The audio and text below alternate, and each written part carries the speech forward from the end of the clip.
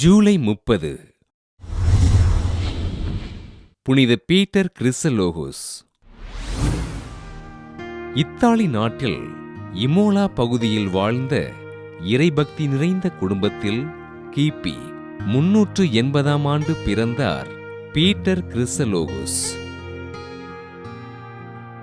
ஆயர் கொர்னேலியுஸ் அவர்களின் திருக்கரங்களால் திருமுழுக்கு பெற்ற இவர் சிறுவயது முதல் இறைபக்தியில் சிறந்து விளங்கினார்.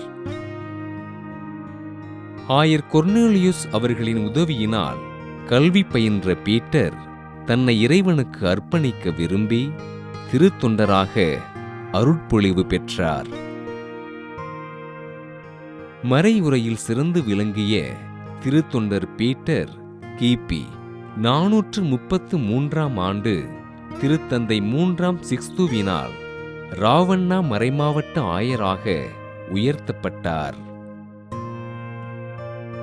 அக்காலத்தில் ஆண்டவர் இயேசு இறையியல்பு மட்டும் உடையவர் என்ற தப்பறை போதிக்கப்பட இதனை கடுமையாக எதிர்த்த பீட்டர் கிறிசலோகோஸ் ஆண்டவர் இறையியல்பும் மனித இயல்பும் கொண்டவர் என்று உறுதியோடு கூறினார்.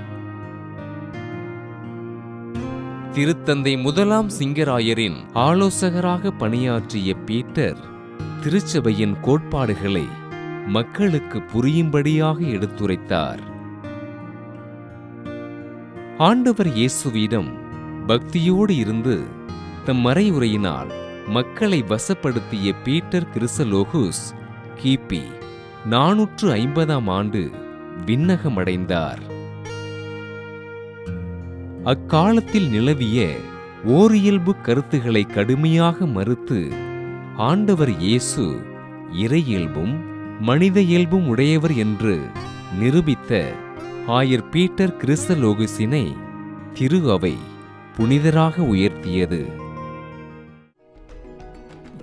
புனித பீட்டர் கிறிசலோகோஸ் திருவிழாவினை கொண்டாடுகின்ற நாம் ஆண்டவரின் அன்பினை உணர்ந்து அவரிடம் உறவாட முயற்சிப்போம்.